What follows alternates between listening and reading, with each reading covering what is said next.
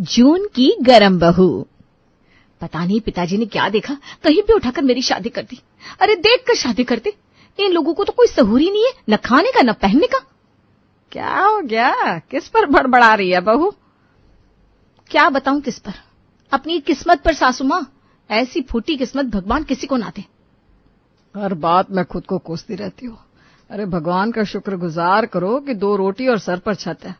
हाँ, बस शुक्रगुजार है कि रोटी खा रही हूं, वरना हमारी किस्मत में बिरयानी कहाँ है। सास पति की तरफ इशारा करती है कि शांत रहो। बहू वहां से चली जाती है। बहू के जाने के बाद क्या बात है सिद्धार्थ, तुम्हारी पत्नी हमेशा इतने गुस्से में क्यों रहती है? मां, पता नहीं क्या कारण है। मुझे तो लगता है उसका थायराइड बढ़ा पड़ा हुआ है, जिसके कारण उसका मूड स्विंग करता रहता है। देखो ना, कभी कितनी अच्छी हो जाती है, लगता है जैसे पता नहीं कौन सी देवी मेरे घर उतर आई हो, और कभी कभी ऐसे जैसे चंडी का रूप हो। ये तो है। मां, मैं अपनी सहेलियों के साथ बाहर जा रही हूँ, शाम को थोड़ा लेट होगा, खाना नहीं बना पाऊंगी तो देख लेना। ये बोलकर वो तो वहां से चली गई। सिद्धार्थ, आज का खाना भी मुझे ही बनाना पड़ेगा, पर चलो कोई बात नहीं, सहेलियों के साथ रहेगी तो थोड़ा मूड तो ठीक हो जाएगा। उधर बहू सहेली से, अरे मेरी सास ना 1 नंबर की चिपू है, उनको सब जानना है मेरी जिंदगी में क्या चल रहा है, मैं क्यों दुखी हूं, मुझे क्या परेशानी है। पता नहीं उनको क्या लेना देना है, करना धरना कुछ नहीं, लेकिन दुनिया की पंचायत बताओ। चलो छोड़ो ये सब, ये बोलो खाना क्या है? खाने से याद आया, मुझे ना घर पर खाना बनाना है यार। सॉरी, मैं तो अब निकलूंगी, बस 1 कप चाय पी लेते हैं। खाना नहीं बनेगा तो सास चिल्लाएगी और दोनों भूखे पड़े रहेंगे। मेरा पति तो मुझे 4 गालियां बोलेगा, वो अलग। तुम्हारे घर में खाना कैसे होगा, तुम बनाकर आ रही हो क्या? बहू कुछ नहीं बोलती। अच्छा, तुम्हें जाना है तो ठीक है, तुम जाओ, मैं भी घर जाती हूँ। बहू समय से पहले ही घर आ जाती है तो सास उसे देखकर हैरान हो जाती है। क्या बात है बहू, तो खाना खाकर आने वाली थी, इतनी जल्दी आ गई? हाँ, वो मेरी सहेली को घर जाना था तो वो चली गई। लाइए मैं खाना बना देती हूँ। अरे रहने दे, आज तो आधा खाना बना लिया है तो अभी मैं ही पूरा कर देती हूँ, तो आराम कर ले। बहू अपने कमरे में आराम करने जाती है, वहां उसका पति बैठा था। क्या बात है, क्या बात है, आज तो तुम बाहर खाना खाने वाली थी? खाना खाने वाली थी लेकिन नहीं खाया, कोई प्रॉब्लम है क्या? किसी को किसी की फिक्र थोड़ी ना है, सब अपना सोचते हैं। उसे बोला था 7 डिनर करेंगे, बहाना मारकर चली गई। अब खा लूंगी घर का खाना। अच्छा है ना, तुम्हारा तो पैसा बच गया। कैसी बात कर रही हो, चलो हम बाहर घूम कर आते हैं, बाहर कुछ हल्का फुल्का सा खा कर आते हैं, फिर घर आकर खाना खा लेंगे। अगली सुबह रिया किचन में पराठा बना रही थी कि बेटा पराठे में ना थोड़ा ज्यादा तेल डालना, सिद्धार्थ को ऐसे ही पसंद है। माँ जी, मैं जानती हूँ अपने पति की पसंद, आप हर चीज में हर वक्त मुझे टोकने की, होशियार बनने की कोशिश मत करिए ना, मुझे बिल्कुल पसंद नहीं है कोई मुझे टोके। और आपकी तो आदत हो गई हर वक्त टोकना टोकना टोकना। अगर आपको इतनी चिंता है ना तो आप खुद बना दिया करें। सुशीला देवी चुपचाप वहां से चली जाती है। सिद्धार्थ ने जब ये सुना तो वो रिया के पास गया। रिया, तुम माँ से ऐसे कैसे बात कर सकती हो? वो तो बस तुम्हारी फिक्र जता रही थी ना। माँ ने हमेशा तुम्हारा साथ दिया और तुमने सुबह छोटी छोटी सी बात पर माँ का मूड ऑफ कर दिया। पति की बात सुनकर मानो रिया का पारा 7वें आसमान पर चढ़ जाता है। वो आवाज ऊंची करते हुए कहती है, और तुम हमेशा उनका ही पक्ष क्यों लेते हो? क्या मैं इस घर की बहू नहीं हूं? मुझे भी अपने तरीके से चीजें करने का हक है। एक पराठा जो सालों से बना रही हूं मैं, उस पर कितना तेल लगाना है ये वो मुझे बताएंगी। सिद्धार्थ काफी कोशिश करता है रिया को समझाने की, लेकिन रिया का गुस्सा शांत ही नहीं हुआ। अगले दिन रिया के ससुर रामनाथ जी, रिया बेटा ये सब्जी ले जाओ, लग रहा है गलती से तुमने ज्यादा नमक डाल दिया है, मुझे दही दे दो बस। वैसे बेटा बुरा न मानना, आजकल सब्जी में ना नमक ज्यादा हो रहा है, वो दिल के लिए अच्छा नहीं है ना। अच्छा, तब मैं नमक भी नहीं डाल सकती? आप लोगों को हर चीज में कमी निकालने की आदत है क्या? पूरा घर सन्नाटे में डूब गया। जिस रामनाथ जी ने इस घर को अपनी मेहनत और लगन से खड़ा किया, जहां पत्नी ने ना ही बेटे ने पिता से कभी ऊंची आवाज में बात की, वहीं बहू की बात सुनकर ये बात सिद्धार्थ को नहीं पता होती है। रात को जब सिद्धार्थ ऑफिस से आता है तो रिया किचन में बर्तन साफ कर रही थी। उसका चेहरा गुस्से से लाल था। इतनी देर से आते हो, मैं अकेले ही सारे काम संभालूं, तुम्हें घर की कोई फिक्र नहीं है क्या? सिद्धार्थ भी थका होता है, थकी सी आवाज में कहता है, रिया मैंने बताया था ना आज मीटिंग चल रही थी, बहुत थक गया हूं मैं। पर रिया तो जैसे सिद्धार्थ की सुनती नहीं। हर दिन मीटिंग, हर दिन लेट। मैं कोई मशीन नहीं हूं जो सुबह से रात तक बिना थके काम करती रहूं। तुम्हारी माँ को भी मेरी फिक्र नहीं है। अरे क्यों इतने गुस्से में रहती हो, किया क्या है माँ ने? ये बोलकर सिद्धार्थ वहां से चला जाता है। रिया गुस्से से बर्तन पटकते हुए कमरे में घुसती है। जूते यहीं फेंक दिया, मैं बार बार साफ करके थक गई हूं, और घर को मछली खाना बना रखा है तुमने, पता है? अरे यार अभी उठा देता हूं, इतना ड्रामा मत करो, मैं भी थक कर आया हूं। तुमको जितना भी करो कम ही लगता है, यह नहीं कि एक गिलास पानी पूछ लो। ड्रामा? तुम्हारी गंदी आदतों की वजह से पूरा घर तबेला सा लगता है। तुम्हारी माँ ने कुछ सिखाया नहीं है, बस शादी कर दी कि बीवी आएगी तो नौकरानी बन जाएगी साहब की। क्या शादी को 30 साल हो गए तुमको समझाते समझाते, लेकिन तुम सुधरोगे कभी? पूरा परिवार अब रिया की इस गुस्से की आदत से तंग हो जाता है। वो लोग रिया को काफी समझाने की कोशिश करते हैं, लेकिन आए दिन रिया का रवैया और भी ज्यादा बेकार होता चला जाता है। पापा जी चाय दे दूं? ससुर जी ने बस ना में सर हिला दिया। पापा जी मैं कुछ पूछ रही हूं, आपको चाय दे दूं? ससुर कुछ नहीं बोलते, वहां से उठकर चले जाते हैं। रिया को बहुत अजीब लगता है, आखिर उसने ऐसा क्या कर दिया जो उसके ससुर उससे बात ही नहीं कर रहे हैं। वो सास के पास जाती है।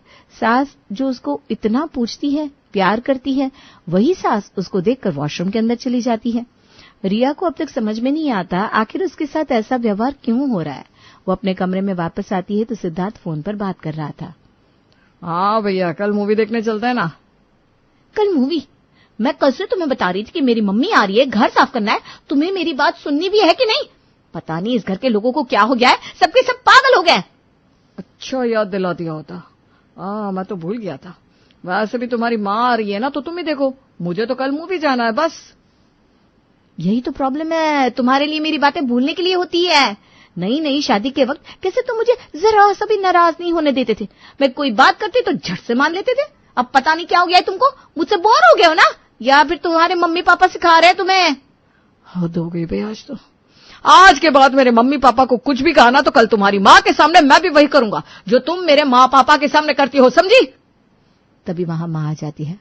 सिद्धार्थ तुम कैसे बात कर रहे हो बहू से, ये कोई तरीका है क्या? आप तो रहने दीजिए, पहले अपने बेटे के कान भरती है और फिर जब हम दोनों की लड़ाई होती है तो बीच में देवी बनने चली आती है। देखो माँ, जिसकी तुम तरफदारी करती हो ना, तुम्हारे लिए क्या बोल रही है।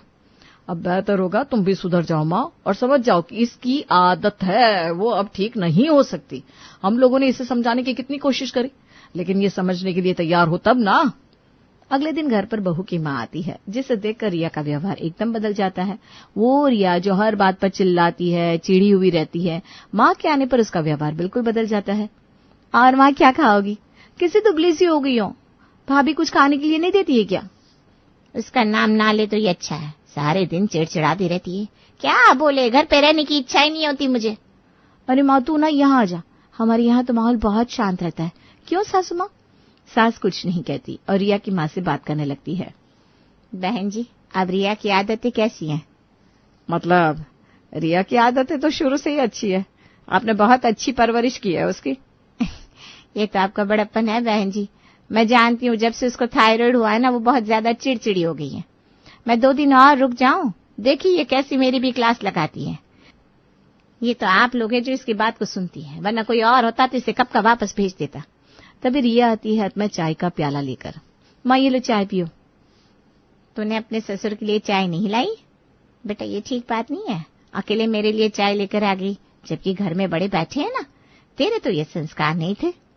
ये लोग मुझसे बात ही नहीं कर रहे माँ, पता नहीं क्यों। तू बात करना इनसे, मैंने तो इनको कुछ कहा भी नहीं है। रिया की माँ समझ जाती है कि मामला क्या है। वैसे तो मैं थोड़ी देर के लिए आई थी, लेकिन अगर आप इजाजत दे तो 2-4 दिन रुक जाऊं। अरे हाँ हाँ क्यों नहीं, हमें भी अच्छा लगेगा अगर आप यहाँ पर रहेंगी तो। बस फिर क्या था। रिया की माँ कुछ दिन के लिए वहां रहने लगती है। अगली सुबह रिया की माँ किचन में काम कर रही थी तो, अरे बहन जी आप क्यों रसोई में आ गई, मेहमान है आप इस घर के, रुकिए मैं बनाती हूँ। नहीं नहीं बेटी की माँ हूँ, आप बैठी मैं बना रही हूँ। तभी वहां रिया आती है। क्या सासू माँ आपको जरा सी भी शर्म नहीं आ रही? मेरी माँ कुछ दिन के लिए आई है और आपने उन्हें रसोई में घुसा दिया। वो मुझे क्यों रसोई में घुसाएंगी, कैसी बात करे हो रिया?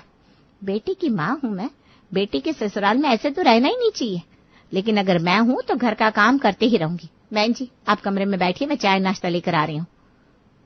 ओ माँ ये सब बातें मत करो, ये सब पुराने जमाने की बात है। अभी यहाँ ये सब करने लग जाओगे ना तो ये लोग सर पर चढ़ जाएंगे, समझी? माँ को रिया की बात पर गुस्सा आ जाता है। वो पूरी रसोई रिया के हाथ में छोड़कर रिया की सास के साथ कमरे में चली जाती है, जहाँ उसके ससुर भी बैठे थे। ये तो बहुत बदतमीज हो गई है बहन जी, आप लोग इसे कैसे बर्दाश्त कर रहे हैं? अब क्या करे, घर की बहू है, बाहर निकाल कर फेंक भी तो नहीं सकते। समझा समझा कर हम तो हार गए। मुझे नहीं लगता अब इसे समझ में आएगा। वैसे आप माँ है, अब आप ही देखिए। वैसे तो दुनिया में बहुओं की माँ घर तोड़ने के लिए फेमस है, लेकिन मैं आपको दिखाऊंगी कैसे मैं अपनी बेटी को उसी के ससुराल में तमीज सिखाऊंगी। भाई साहब, मेरी बेटी से जो भूल हुई है उसके लिए हमें माफ करते। ससुर जी, जो कि बहुत ही सीधे साधे इंसान होते हैं, वो उस दिन बहू के चिल्लाने को भूल नहीं पाते हैं और रिया की माँ की बात को बिना कोई जवाब दिए वहां से चले जाते हैं। दरअसल बहन जी, हमारे घर में सुख शांति थी। हमारे पति काफी धार्मिक प्रवृत्ति के इंसान हैं। उस दिन बहू ने इनसे गलत तरीके से बात करी, तब से इनका मन बैठ चुका है। हम लोगों से भी ठीक से बात नहीं कर रहे हैं। सिद्धार्थ कल इन्हें मनोचिकित्सक के पास लेकर जाएगा। बहू का चीखना चिल्लाना बर्दाश्त नहीं हो रहा है, हम लोगों को भी और खास करके मेरे पति को। मैं समझ सकती हूँ, आप लोगों के घर को देखकर ही मैंने रिया की शादी की थी। बहुत ही डिसेंट लगे थे मुझे आप लोग, और आप लोग हो भी ऐसी। कमी मेरी ही लड़की में है तो।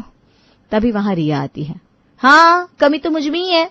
ये लोग तो आसमान से उतर कर आए ना, फरिश्ते हैं ये लोग, फरिश्ते, और मैं चुड़ैल।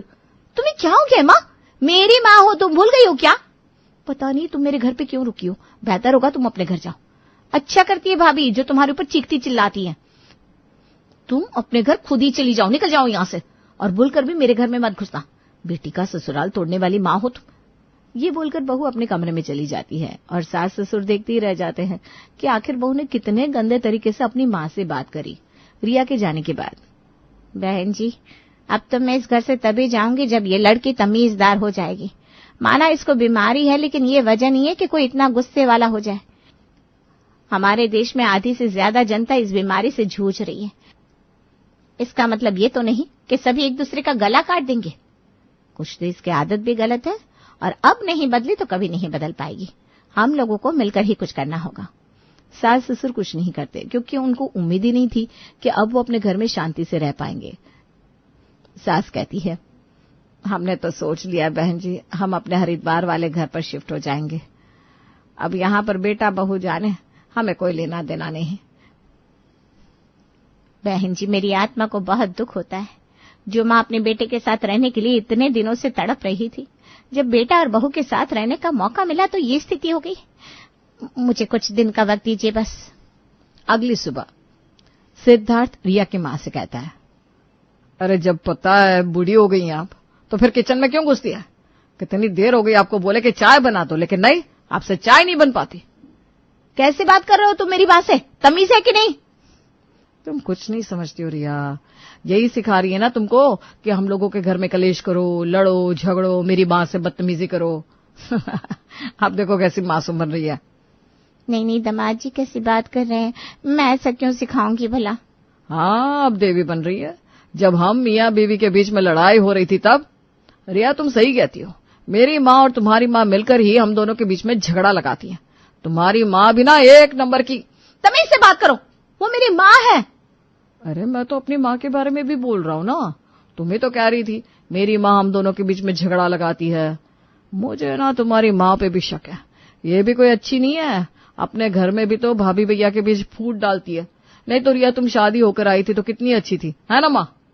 सास कुछ नहीं कहती, वो मन ही मन मुस्कुराती है, लेकिन फिर मुझे कोई लेना देना नहीं है तुम्हारे घर पर कुछ भी हो। तुम्हारी सास झगड़ा लगा रही हो या मैं और तुम्हारे पिताजी तो हरिद्वार जा रहे हैं। अब हम वहीं रहेंगे। इस घर से हमारा कोई लेना देना नहीं है, और न ही इस बहू से। सास के मुंह से ये बात सुनकर रिया की आंखों से आंसू आ जाते हैं। जो सास हर कदम पर उसका साथ देती है, जो सास जो उसको बेटी से भी बढ़कर मानती है, आज इस तरीके से बात कर रही है जैसे उसका कोई उससे लेना देना ही नहीं है। रिया जोर जोर से रोने लगती है और सास के पास जाती है। रिया को एहसास हुआ कि उसका गुस्सा उसके रिश्तों को खराब कर रहा है। वो अपनी सास के पास गई और माफी मांगी। माँ जी, मुझे माफ कर दीजिए, मैं ज्यादा गुस्से में बहुत कुछ बोल जाती हूँ।